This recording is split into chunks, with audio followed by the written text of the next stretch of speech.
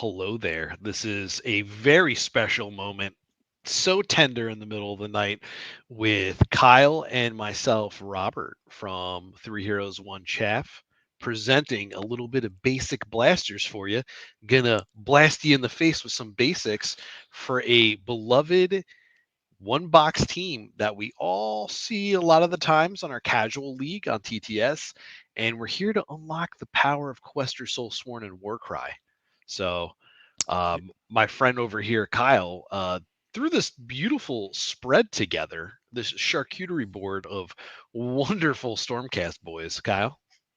Yeah, I'm excited to talk about this team. It's the first team I've ever taken to a tournament where I got claps on the back because it was an objective-based tournament with a very small team. But really, just the point of this is if you're interested in the Questor Soulsworn, just as a warband, haven't played them before. If you have them, then you feel like you're having some trouble, you want to learn some like tips and tricks. Uh, that's the reason for this video, just to educate you guys about how this team feels, how they play, how you can play them. It's not the end all be all. You can play them however you feel like playing them. I'm not saying I'm the absolute expert, but these are just my really strong opinions on how to play this team to the best of your ability. But to get started here, we're going to go through just some pros, cons, and some vibes, right? Some pros in this team, awesome abilities. Like 5 of the 6 of their abilities are absolutely amazing. Every single one of the models here could also just hold their own in combat. And we'll get to that when we talk about their stats a little bit.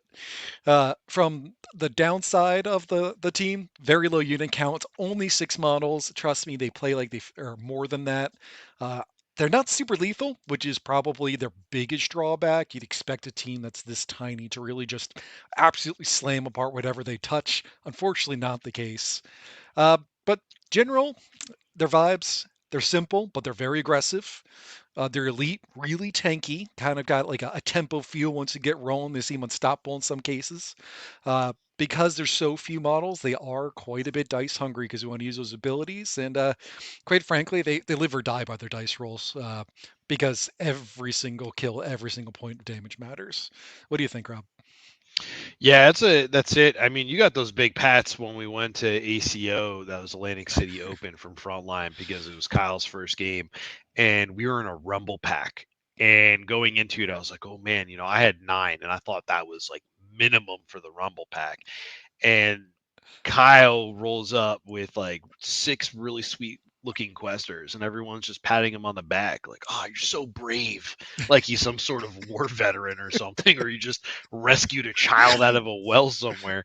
Really, this dude just brought 6 models, and he kind of fell in love and got addicted to it. The war cry from it, from what I saw. Got a little case of the war cries, and Yeah, yeah. it's awesome. But yeah, no, going forward on that real quick though, you hit it. You hit everything here. They're not the hardest hitting team, but they do have some. They do have a good amount of dice they could throw, and I think even though they have a low unit count, the amount of like extra abilities and moves they can do kind of feels really great with them. So there's like some good fun to be had. You have 6, but it doesn't always feel like 6.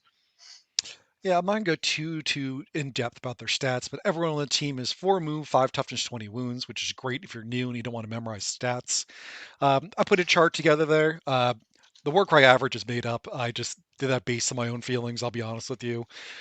Team average is not made up. It's based on basically the entire team's math. So you see they're a little tougher than average, a little stronger than average, definitely more wounds than the average overall. Kind of just basic move, and they're definitely a little bit smaller of a warband when compared to what you'll generally see out there. But let's talk about some roles and responsibilities. Rob, you want to take this? Woo, yeah. So this one's pretty quick and it's pretty sweet because honestly, every one of these dudes has a couple different abilities. We're going to go into that for a bit. The Questor Prime is Searing Light, which is a believe a AOE triple dealing 3 around. Yep. Listen, it's not the best, but it's also not the worst if you have nothing else to do with it. But you're going to be using your dice for everything else. 2-inch reach, 4-4-2-4, 4-5-20. The magic over here is everything's going to be 4 move, 5 toughness, 20 HP, and I think that is wonderful for the points you're getting. A little more HP would be nice, but hey, that's okay. Everything's pretty tough, could survive. And then you have Keeps a variety blessings of cheap. things. Yeah, it Yep. does keep blessings cheap for sure. You get a good discount on everything. The Errant Quester with Grand Blade, I'm just going to call them by their weapons, is 4-5-2-4. Grand Spear is a 3-inch range, 3525, and you're like, whoa, 3-inch range, that's sick. It is, but it does not have any rune marks to kind of do anything else other than the general uh, It could abilities. It use can every use ability, but Force of Thunderbolt, which is the one if you move into two models, it can get an right. extra attack. It also can't use, like, obviously it can't use Searing Light. It can't use force, and it can't use the teleport one. Can be teleported though, but there's no other rune marks. Also, big thing real quick, we forgot to mention is all these guys are allies. They can be allied into any order of warband. As you see, everybody has a hero mark, but when you're doing a Questor Soulsworn band, they can all fit in within. And then the Grand Axe is 2 inches, 3525. So you have a variety of what you're looking for to kind of fill your ranks. When you put them all together, it just kind of looks sick that everyone has their own weapon. They're specialized. Everyone here is considered a generalist, pretty much whatever we need. And they can also keep safe engagement out of things if they don't want to be engaged, which is kind of really nice. But a lot of them are going to be able to pretty much handle what you need to throw them in the thick of things, move point to point, pick up a treasure, force the thunderbolt. I'm sorry, not force thunderbolt them back, but Yeah, just move them back. we'll get into the abilities in a little bit and team comp Right. towards the end, but just kind of want to go through the roles here because there is a couple more. Because you got the twin blade here, right? That's Chaff Yep. Killer 5000, like 5423. It's Yeah. great, unique ability in terms of like that taunt. Grand Hammer, obviously just smashing face, and everyone's favorite, the Knight Relictor, just throwing hammers around Diablo style, and of course teleporting people. So, I think these uh, three are the best three in my oh, big opinion time. because the Grand Hammer has 6 strength, so it gives you ability to deal with some big boys. The Duelist, which we'll talk face me cowards later, has really excellent board control and also just 5 4 2 3. We're just gonna throw some dice at chaff and try to mow everything down. And like you said, the Relictor being able to teleport other Stormcast, not just these guys, but like all Stormcast, and have 8-inch, no minimum, 2435, pretty solid, like you said, just Diablo style, throwing hammers around. Yeah, but let's get into those abilities because I mean that's the bread and butter, right? Um, so as I said, every one of their abilities is amazing. I don't think their triples that great. I'm not going to read them all to you, but I am going to highlight probably their number one best ability, which is Thundering Strides, right? Pick another friendly fighter, 6 inches. That Mhm. fighter makes a bonus move. It is not faction locked. This is one of the big reasons you bring it as an ally into other teams because you want to shoot that Achillean King 10 inches on a double. This is the guy for you, right? Uh, though I do think with that duelist, you are going to see a bit of that triple for face me cowards, which I'll talk about this a little bit later in the presentation about some cool uses around it. But essentially, it's within 3 inches, everyone can't disengage from this guy. Everyone can't move farther away from him. So they're stuck fighting him until he's dead because it does not say to end of turn. So they are stuck fighting this guy until he's killed. So you want to drag your opponent around the board? You can. Mm. So, Right. Yeah, there's no fact on that. That's exactly it as it is. And I think a lot of people looked through this and they're like, oh, they can't disengage, but like if they're not engaged, who cares? But it's cannot be like anybody within 3 inches of it cannot disengage or and move actions further away. They are casted in there. It's really strong in a good situation, and it's going to maximize your ability to be aware of it. So it's a good ability to start practicing and using if you're a new player, or if you're a vet player. It's a good player. It's a good time to start trying to see where you can keep a couple units and then have the lower numbers make and take, which I think is phenomenal. right. So, looking at these abilities, I know the question I get a lot is like, well, what should I be prioritizing? Doubles, more doubles, all the doubles, pretty much. Like you want to be using Thundering Strides to abuse those free move actions for sure. Using You Won't Even Slow Me Down to get bonus attacks and moves. Force of Thunderbolt to get bonus attacks. Wild Dice make doubles. Like unless you're going to be using the Face Me cowards. Translocation, it's pretty, it's fun. You're not going to use it that much. Like you're going to use it clutch turn 4 on occasion, but for the most part, like you're going to want to rampage and get more kills because you're so low on models. But the one thing I do want to point out here too, looking at their stats and their abilities, is their reaction. This team, you think like, hey, I'm T5, I want to counter. You do not want to counter 99% of the time. Their ability basically says, if you kill me, I have a friend, anyone that can make a bonus move or a bonus attack. So when you have this few of models, you want to do what you want to do. If you sit there trying to counter somebody else down, your guy's not doing what he wants to do. It's okay if your guys die because you're going to get a free bonus somewhere else. So it's just something really big to keep in mind. This team is really don't worry about reactions unless you're going to die. But Yeah, that's a big thing to note. And I'm gonna just shout it out here. Like we talked about translocation, 9 out of 10 times you're gonna make a quad, right? Like and just use it for a rampage. Completely makes sense with this team. They're gonna be cheeky plays where you can pick up a treasure and teleport out.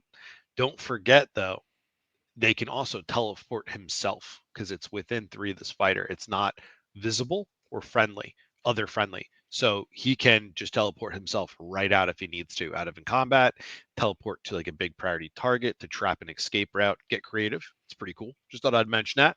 A little bit of knowledge to blast your mouth with. yeah, that's one of the reasons I love this team. Give it to new players as well. It's small team, easy stats to remember, but man, do you have some fun abilities to use? But like continuing on here, right? Let's talk about like how to use these guys on the missions. Um, General strategy: you want to kill. You're probably outnumbered. Kill missions, you're going to want to kill. Treasure missions, you're going to have to kill their treasure carriers, right? And objective missions, you're outnumbered. You're going to have to kill, right? Abuse that thundering strides, get into combat, trust in your armor, and don't try to trade with the dragon because, quite frankly, like I said, they're tanky, but they cannot trade with like an Ogroid, for example. Like that thing, a Myrmidon is going to crush your face. Mm, Don't try to play with that because you're just not going to win. Objective missions, you're kind of unfavored in this case, mainly just because you're lacking bodies, right? mm, Get the objective missions or get the objectives as early as possible, right? To use the fact that if they're yours, your opponent needs more than you to take it away from you. mm. And I'll get to it in a little bit later, and I promise you I keep talking about it, but use the face me coward to prevent your opponent's movement, or use translocation just to switch objectives instantly. Right. Uh, And then we go to treasure missions over here. We have a pretty equal chance here because we are somewhat fast for like a little bit more of an elite army. We're not move 3. We are not move 5, but with all the doubles, we can move, technically 12 inches. We go 4 4, move 4 again, whatever it might be. So the thing is we can get a treasure, then have a boy move us all the way back. It'll be 3, sure. We can do thundering strides to run and then get that treasure just to get out, whether it be 9 inches or whatever it might be.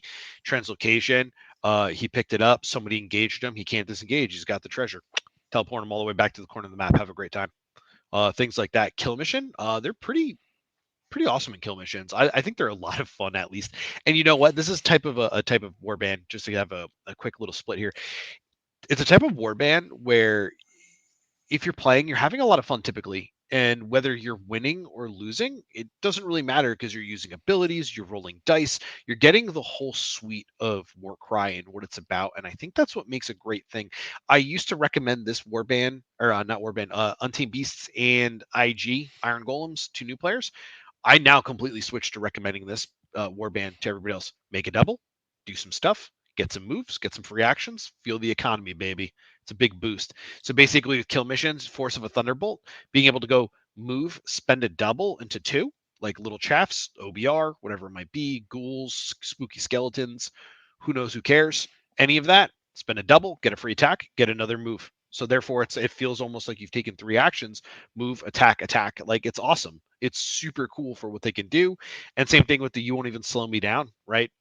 3 attacks if you can kill something, spend a double, get another attack, kill some like hit something, kill it. If you're around something else, swing again. It's really sweet. They're really a lot of fun to play in kill missions, and they can also kind of control yet again with that duelist. Control something, control a target that we want to lock down and kill, but even if he doesn't have the ability to get there, just got to be picky. You're not going and bulldozing down a gut lord. You're not picking on a tyrant. You're not going to go sit there and go toe to toe with the mega boss. You're not going to go to a Myrmidon. FOMO. Don't think that's going to happen. But you can pretty much pick on anything. You're like a 7th grade bully. You're not in 8th grade yet, and you're not in 6th grade, but you're bullying the 6th graders and the other 7th graders. But you're not bullying the 8th graders, right? Like that's where you are with this warband, which is kind of sweet. Do not condone bullying. Don't do it. But that's where we live here, like the medium fish in a pond. yeah, outside the biggest things in Warcry, like you could tangle with almost anybody, which is one of the Yeah, best parts about this it's team. fun, dude. You never feel like you're just like put backwards, right? So talked about deployment. I know we had a recent video on that. So Ooh, I'm grabbing deployments, right? Let me grab this one. Be aggressive, please. You have 6 models. Do not spend them to wait. You might wait once every 50 times, I'm going to say, if it's a really weird circumstance where like they have 3 models left or something. But be aggressive. Push up to your deployment, maximize the movement. Be within 6 inches of each other. That's a huge range on this board. You want to maximize thundering strides. You got to avoid being double engaged to a fast model as well. We don't want to sit here and be in that position. It's going to end up bad for us. And just always keep in mind, how far are you moving away from thundering strides? Do you use thundering strides? Maybe you activate, use thundering strides, launch somebody up, and then move, and then they can use it on you because you should be at least close after they move once. And figuring out where you need to like utilize any of these abilities for, or maybe making sure that like, hey, I'm going to this point that has 2 bodies on it. I kind of want to get close to them so I can get a free swing on one of them. Being able to just get there and be decisive and quick and fighting with a purpose, whether it's on an objective, getting control of a treasure, or if we're getting a priority on a kill target, have to be you have to be decisive and just pick and go to your game plan, and they're very good at that.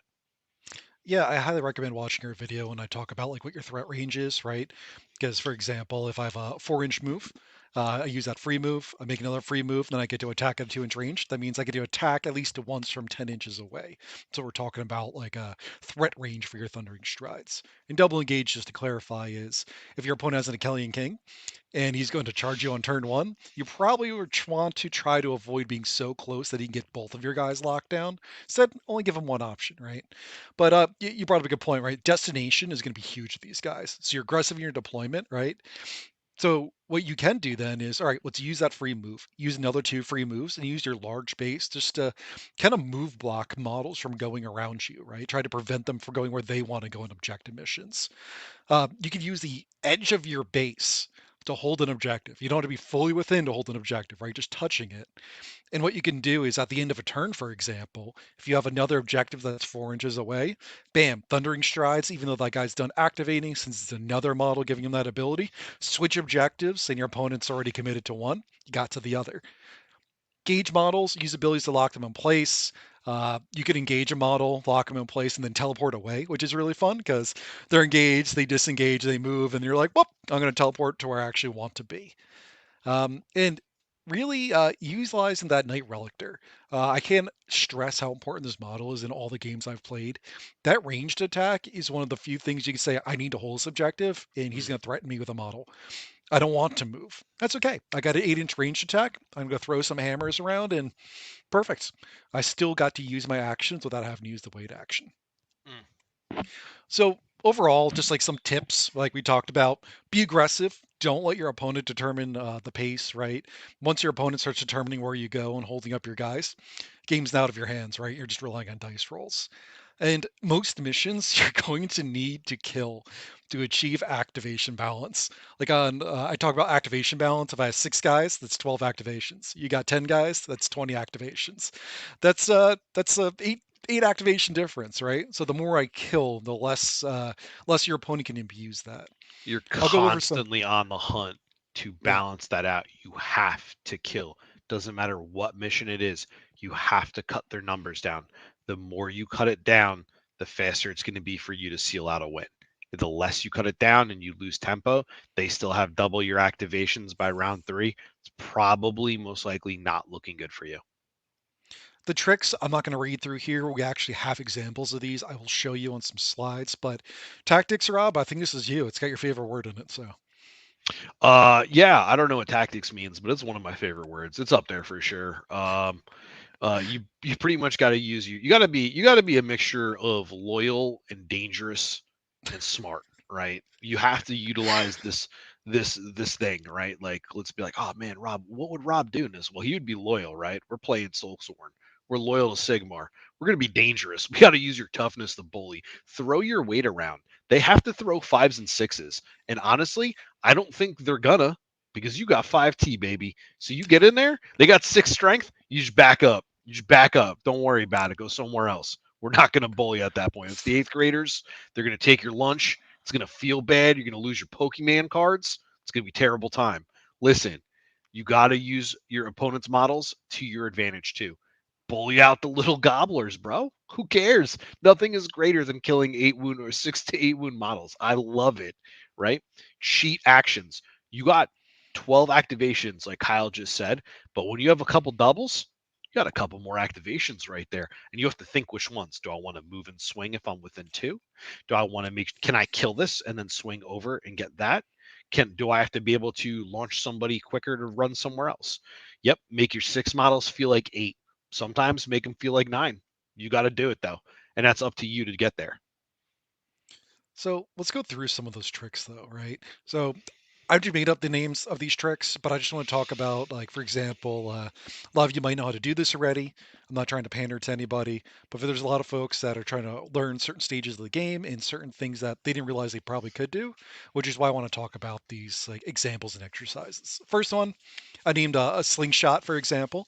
Either use two doubles or quad and a double. It's really basic, right? You've got number one and two there on the screen. They are very close to each other. Number one, we'll use thundering strides and just wait. Your opponent's going to go. A number one's going to activate again. We'll move forward 4 inches to catch up to his buddy. Use thundering strides again.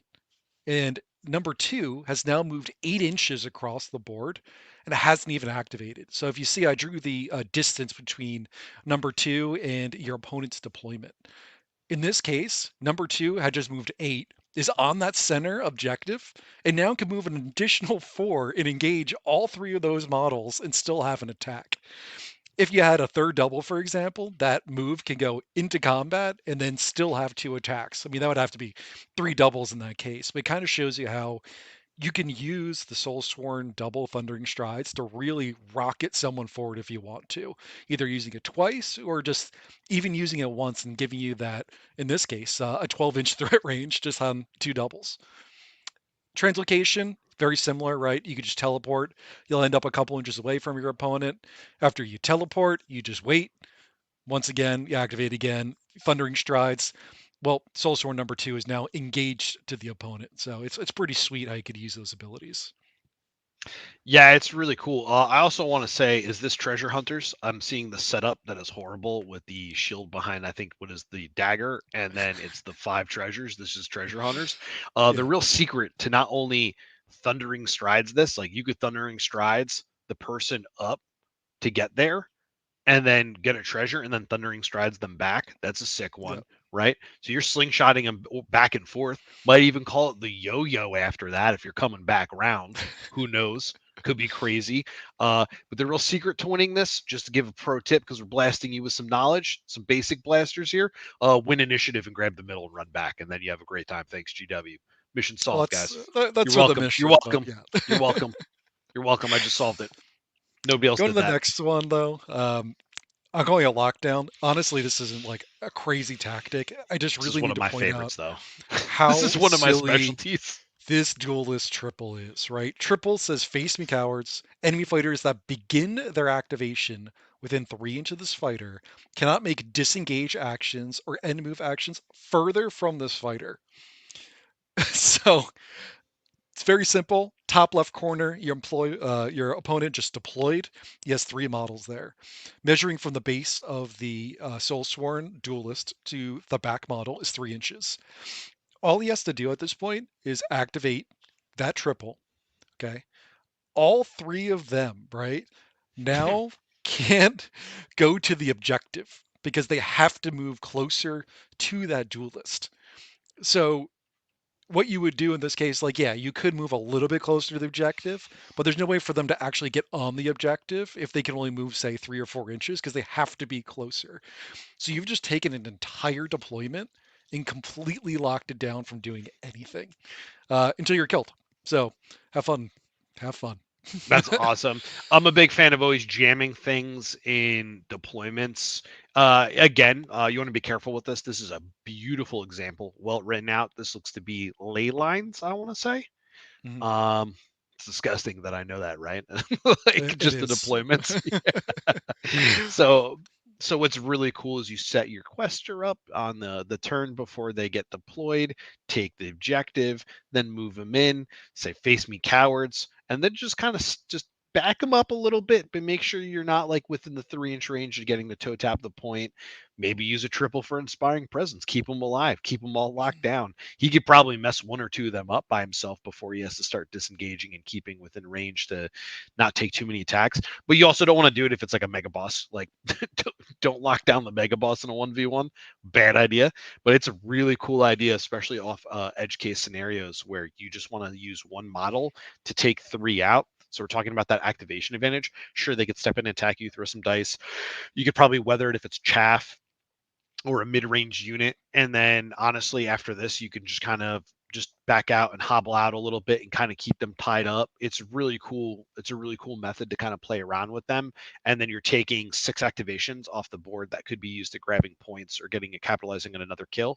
Again, we're talking, best case scenario, positive cases. It's not like putting a claw back into a deployment and just saying like, good luck. I hope I don't roll a quad. Yeah, it's certainly not that, but like even in this situation, right? Activates, uses lockdown, waits. Even if all three of them run up and then they end up killing them, use a reaction for someone else to go. So you're not even wasting that other action, right? Like you're really just making that 150 5 point model, or I'm sorry, 160 point model, literally just locked down, potentially up to 300 points for an entire turn. It's pretty crazy. The coolest part too, another quick savvy. Sorry, Kyle. I know you want to move on. If you look at that example real quick in the back, scroll back because I'm really interested in this real fit for a second. I'm going to go real quick. We're blasting knowledge again. Say that model in the back doesn't have a 2 inch reach and he's blocked by his buddies and he can't get engaged and he can't move to the side. That dude's just waiting. He is wasting points on the board, not being able to get there if he does not have that reach or doesn't have an ability to get to you. So you could potentially just bamboozle and confuddle people if that's the case. Sorry. My bad. Slowed us down there. No, I mean it makes sense, right? Because like for example, Right. if you're a soul blight and you have like a vampire lord sitting in the back, and then you got like three zombies in front, like unless he has enough move to fly over you and land behind, or if it's something that doesn't have fly, like Duval, right? Nope, just stuck behind the zombies. He can hang out there. That's cool. Right.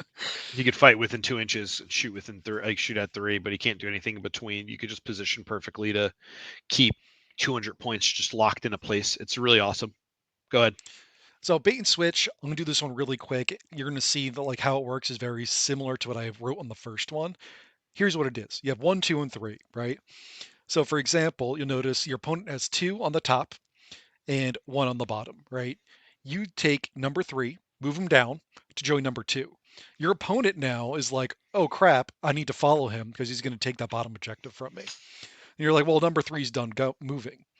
No, he's not, because your opponent now moves the model down, and you just take number one or number two and tell number three, go back to where you were, and then you follow them, and now your opponent has already committed to that bottom location with both of those models. And you've just said, nope, my free move says even if I'm done going, I could still move.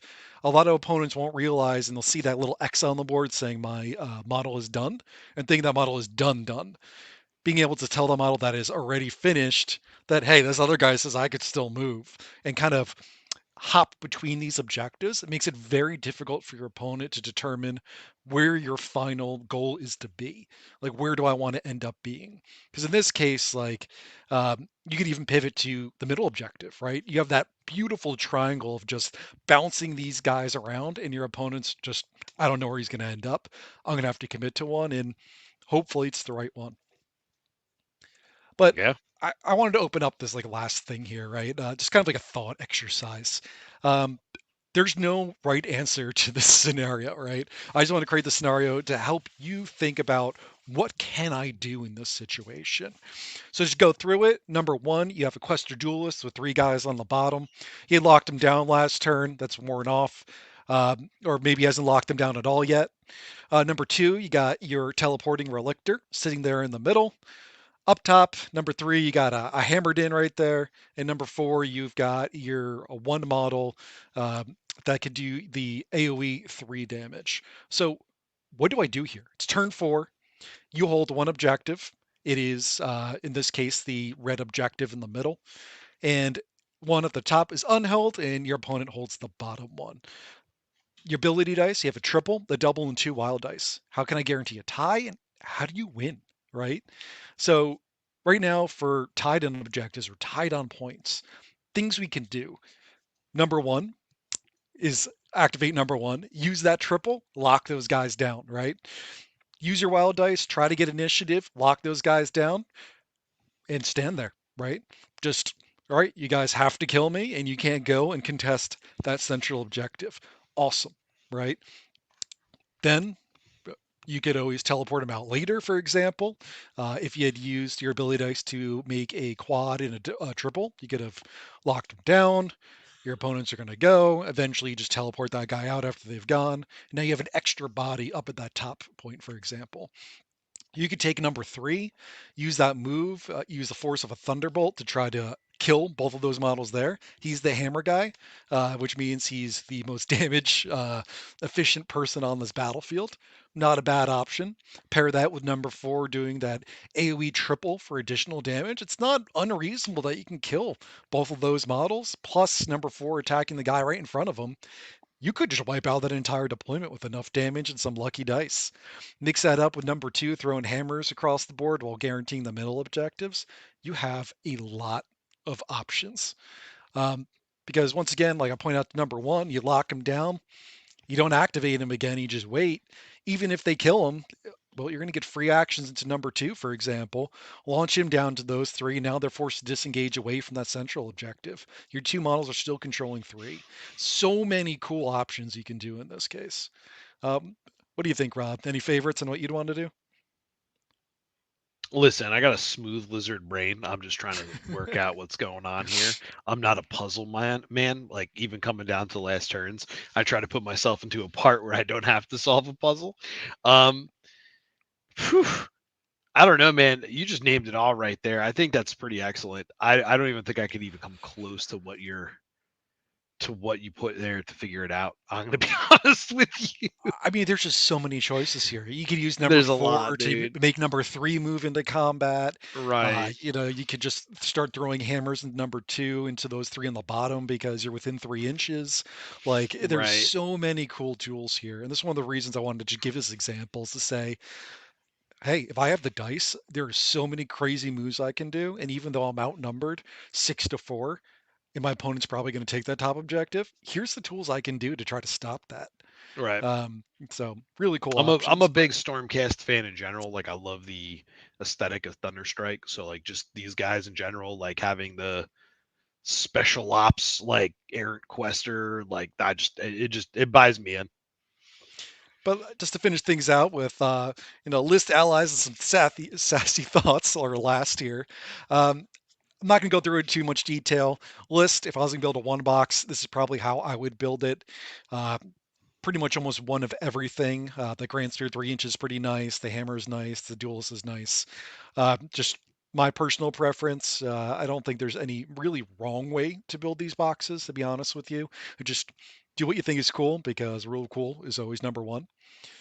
This team can bring allies, right? Um, any Bladeborn uh, that can increase your body count, like the Hexbane's Hunters that just came out, or to Warcry a month or two ago, Starblood Stalkers, which can give additional move and additional toughness, making all your guys T6 and move 5, which is wild, right? And giving extra bodies on a triple is pretty cool. You can bring some Dispossessed just because Dispossessed got an amazing double to count as three models. So suddenly your six or seven models are going to feel like nine or 10, just having a couple extra doubles. Not my personal favorite because it's eating away all those doubles that you want to be using on your movement abilities. But honestly, these guys are just really good allies for other warbands because of their abilities. Um, and then my sassy thoughts before I let Rob go here, because I can see he's dying to say something. They're really a super fun Warcry warband. They got some really cool quests in one of the White Dwarves. I believe I have it next to me somewhere here. If you were looking from like a narrative perspective, it's great for learning and teaching, where you could play another warband against that person and actually try a little bit because it's very forgiving, right? They make a mistake, you're still T5, you're still 20 wounds, you're still going to hit pretty hard. You're not going to have a bad time, right? It's only 6 models. I know, like ease of paint, it's tough for some people. Mostly armor, so throwing some metallics and some dry brush is great. All that's left is the cloak, which once again, throw some dry brush on it. Very easy to make look really well on only 6 models. It's not too tough. My personal wish list for them is I think they're fine for their abilities. I think they're fine in most of their stats. if their damage profiles went up by like one across the board, they would feel really, really good as a warband, as a single box warband.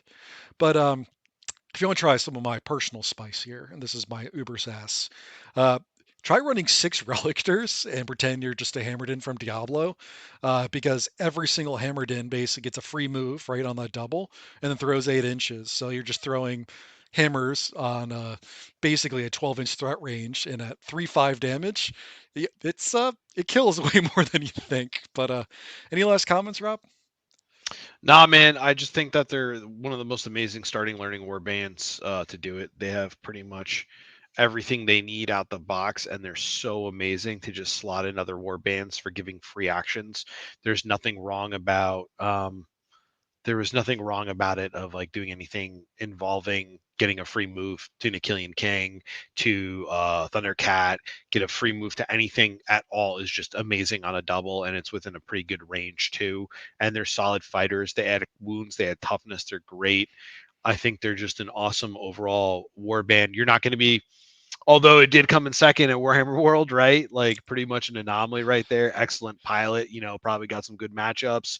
Dude probably tore it up, but they're really great out of the box. They're even better to be slotted into other war bands, and it's a great starting point to launch yourself forward. And if you're someone who's just wants to play some games with his boys and have like a really fun with some decent skill cap and but not feel too oppressive against somebody trying to learn, they're a good time.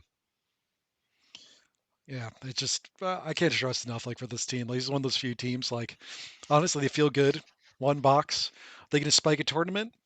Probably not, in my opinion. Right? They can though. Like a kill-based tournament, they'd have a great time.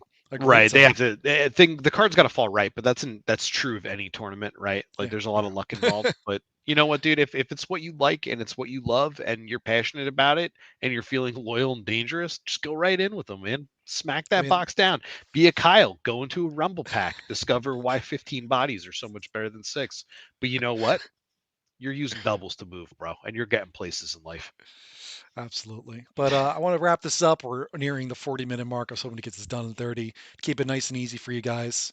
But thank you so much for watching. We're three heroes, one chaff. So please like and subscribe if you'd like to support us. So be a hero, hit the like button, don't be a chaff. And this is Kyle signing off. This is Rob. I'm happy to just blast you with some basics.